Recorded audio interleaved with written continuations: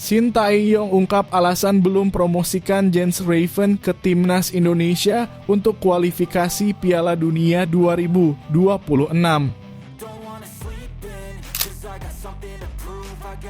Keren!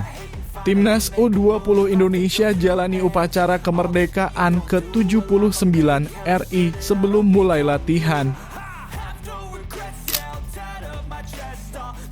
Tak cuma Elkan Bagot, Shin Tae-yong juga pastikan winger Persebaya Surabaya tak dipanggil ke Timnas Indonesia. Siapakah dia? Shin Tae-yong pastikan tak panggil Stefano Lillipali untuk laga Timnas Indonesia versus Arab Saudi dan Australia di kualifikasi Piala Dunia 2026. Kenapa begitu? Kabar gembira, Sandy Walsh nikahi sang kekasih pebasket Kanada sebelum dipanggil Timnas Indonesia. Shin Tae-yong tak panggil Mark Klok ke Timnas Indonesia. Begini alasannya.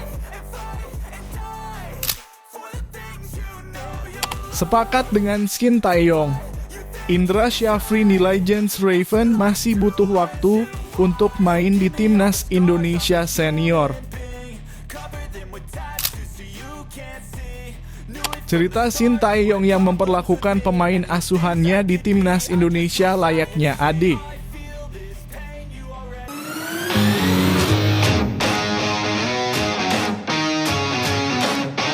Sebelum kita lanjut ke berita terlengkapnya, alangkah mulianya bagi kalian untuk tekan tombol like dan yang belum subscribe tolong subscribe channel ini. Pelatih Timnas Indonesia Shin Tae-yong belum akan mempromosikan striker Timnas U20, Jens Raven, untuk dua pertandingan grup C putaran ketiga kualifikasi Piala Dunia 2026 zona Asia. Jens Raven bermain cemerlang bersama Timnas di Piala AFF U19 2024 pada 17 hingga 29 Juli 2024 setelah dinaturalisasi menjadi warga negara Indonesia pada 27 Juni 2024. Striker kelahiran Dordrecht, Belanda pada 12 Oktober 2005 itu berhasil mencetak 4 gol dalam 5 penampilan ketika Timnas menjuarai Piala AFF U19 2024. Jens Raven diproyeksikan untuk membela Timnas U20 dalam grup F kualifikasi Piala Asia U20 2025 pada 25 hingga 29 September 2024 melawan Timnas Yaman, Timnas Timor Leste, dan Timnas Maladewa. Shin Tae-yong pernah memantau Jens Raven. Ketika itu ia melihat penampilan bomber berusia 18 tahun itu ketika bermain untuk FC Dordrecht di Belanda. Dulu saya melihat dan berangkat langsung ke Belanda. Saya melihatnya masih ada kekurangan, ujar Shin Tae-yong. Jadi harus selangkah demi selangkah dan membuat suasana yang baik agar dia berkembang. Shin Tae-yong masih bersabar dengan ujung tombak berpostur 189 cm itu. Dia masih ingin Jens Raven untuk terus berkembang sebelum dipercaya ke Timnas Indonesia. Jangan sampai dia tidak fokus dalam meningkatkan potensi dan kemampuan dia. Jadi, kami akan lihat prosesnya seperti apa, ungkap Shin Tae-yong.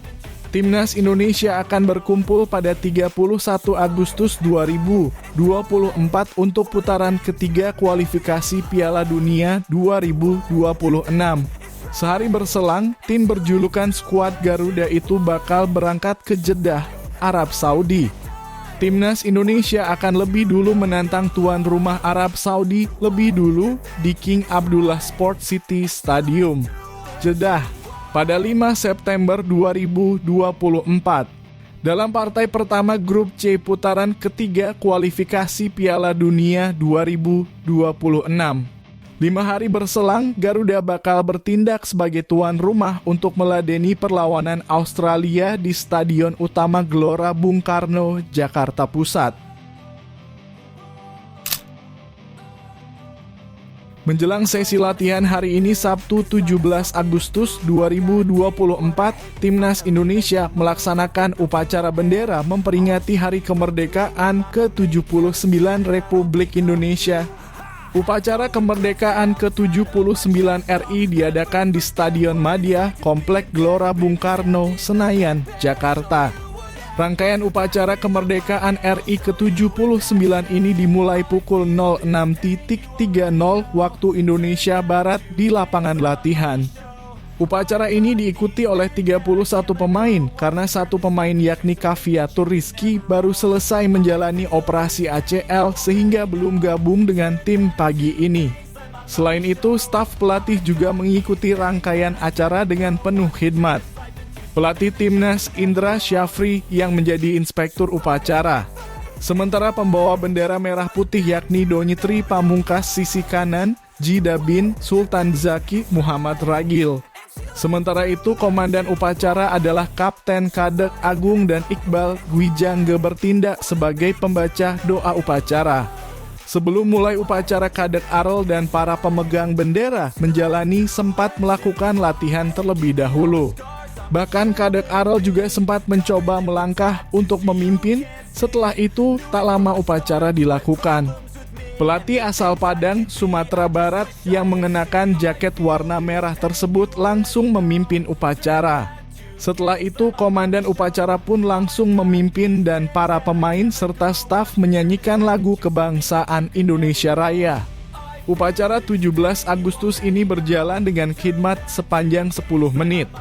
Upacara selesai dan para pemain serta semua staf langsung berkumpul menjadi satu dan meneriakan merdeka setelah bubar dan mulai latihan. Para pemain Timnas Indonesia ini langsung menjalani latihan sebagai persiapan menuju kualifikasi Piala Asia U20 2025 yang bakal berlangsung pada September mendatang. Dalam ajang ini, Timnas Indonesia bakal menjadi tuan rumah Grup F dan akan melawan Yaman, Timor Leste, dan Maladewa. Sebelum menjalani ajang tersebut, tim Merah Putih ini akan lebih dulu menjalani pemusatan latihan di Korea Selatan. Selama menjalani TC di Korea Selatan, mereka juga dijadwalkan akan mengikuti Seoul Earthon Uscup 2024. Indra Syafri mengaku akan membawa 30 pemain untuk menjalani TC di Korea Selatan mulai pada 19 Agustus hingga 2 September 2024.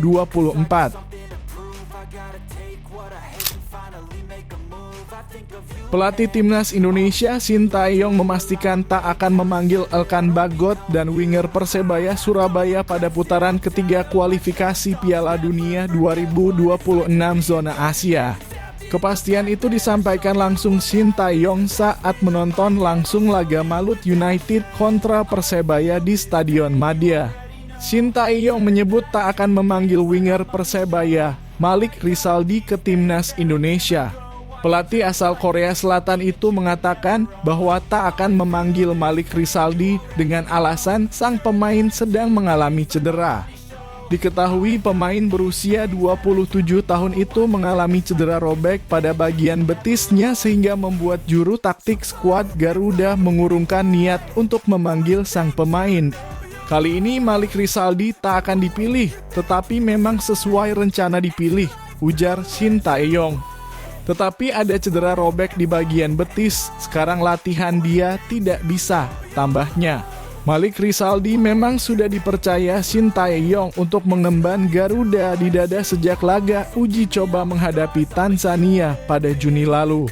Kebersamaan dirinya bersama Timnas Indonesia terus berlanjut hingga matchday pamungkas putaran kedua kualifikasi Piala Dunia 2026 menghadapi Irak dan Filipina. Di sisi lain, Sintayong juga memastikan bila tak akan memanggil Elkan Bagot ke Timnas Indonesia pada pertandingan September mendatang.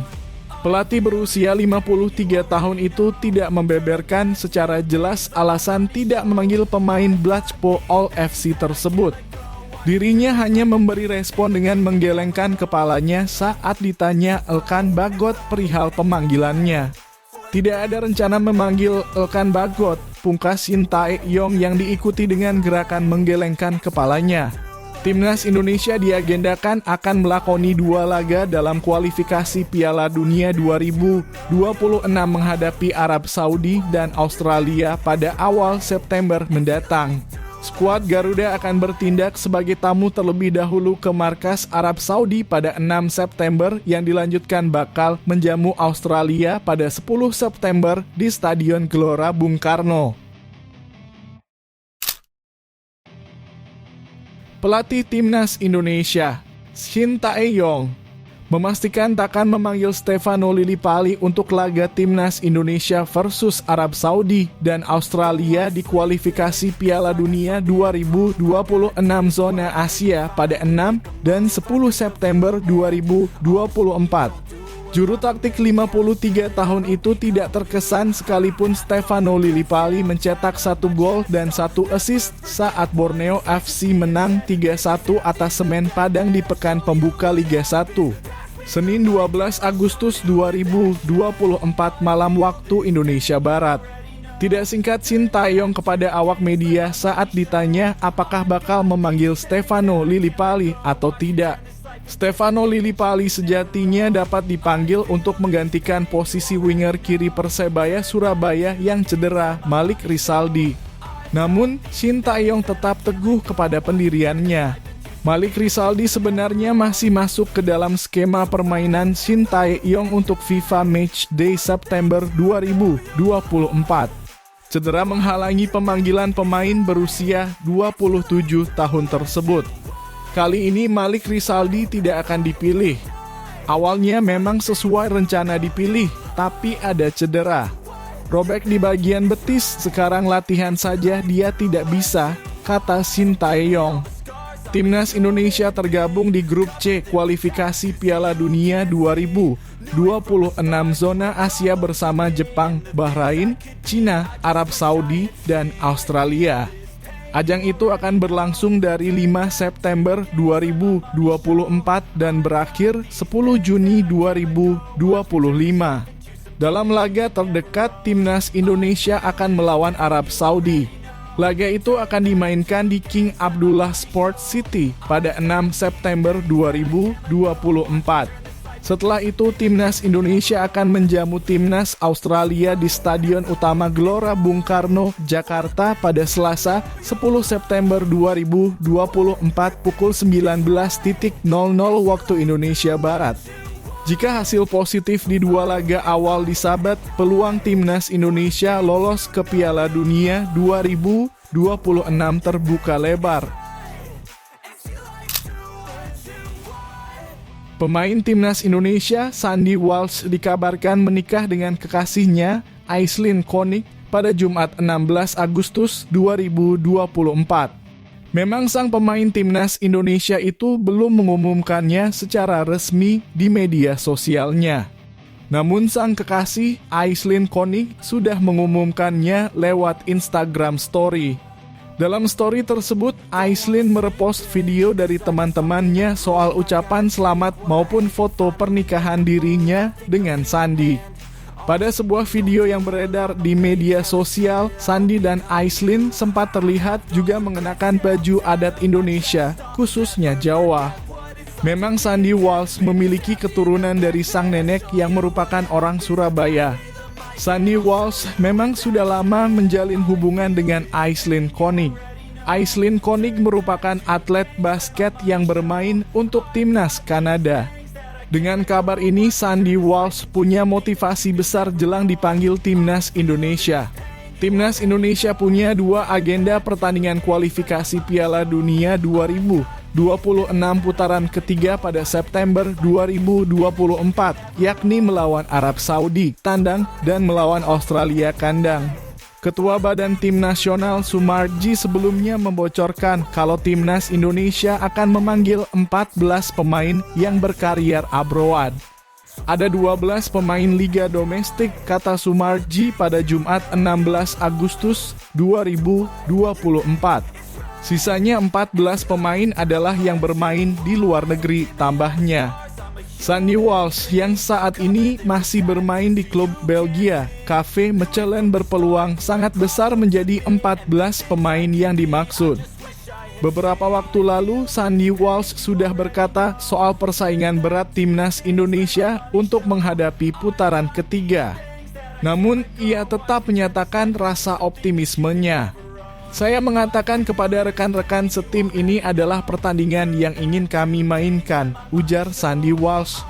Saya yakin kami membuat kemajuan besar sebagai tim nasional dan itu kemajuan yang bagus. Jadi pertandingan ini adalah pertandingan yang akan memberi Anda pelajaran.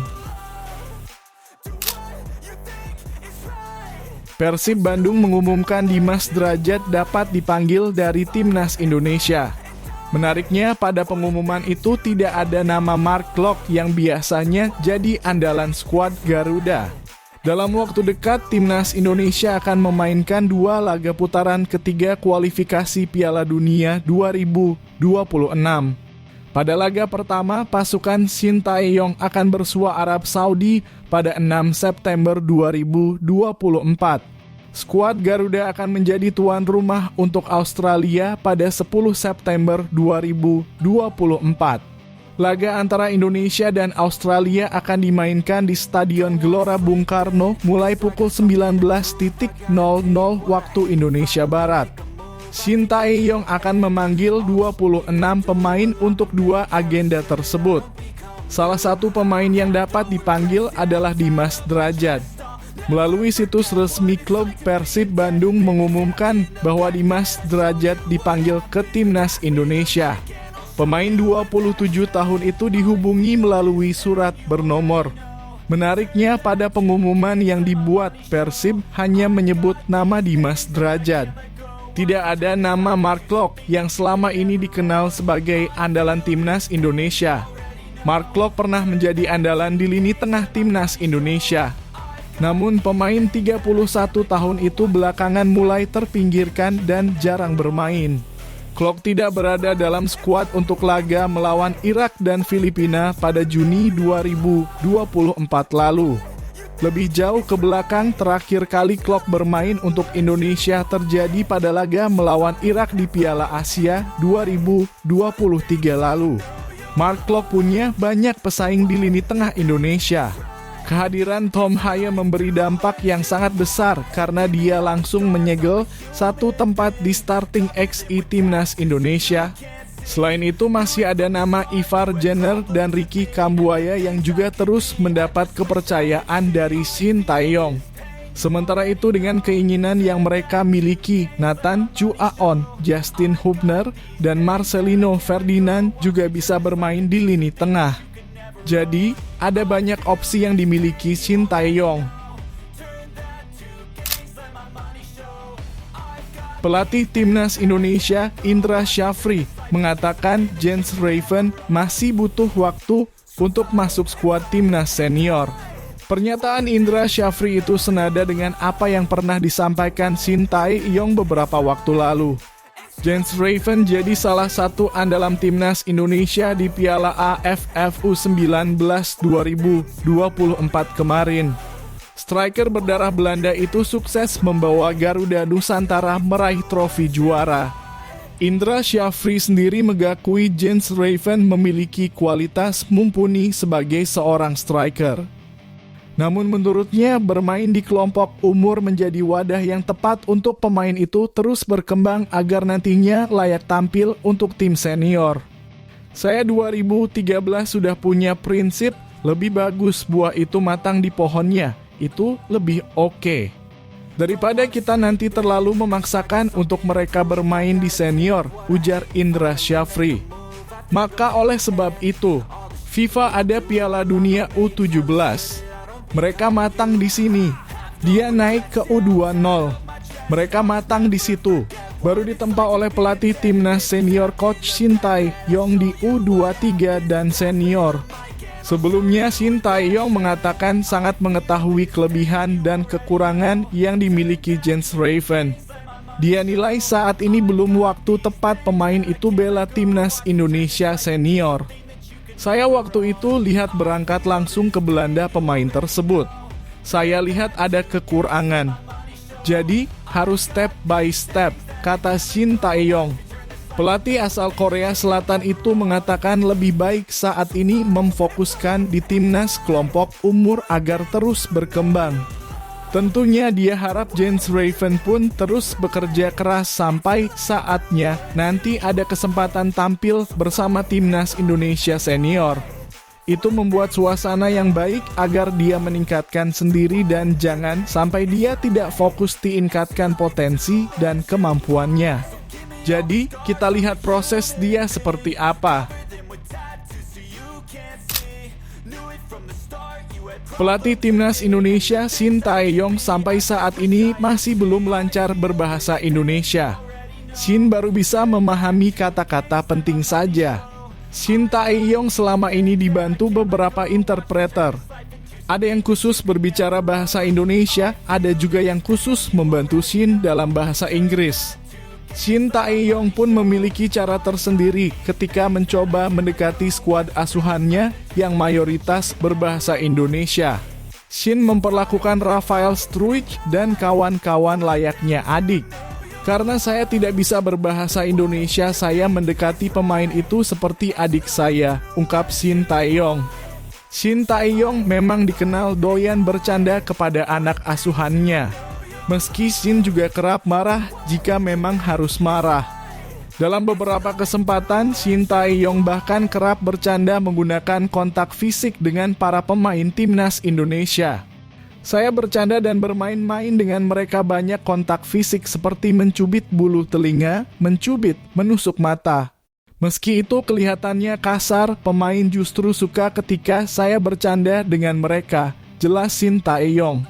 Shin Tae-yong mengucapkan terima kasih kepada gelandang timnas Indonesia, Marcelino Ferdinand.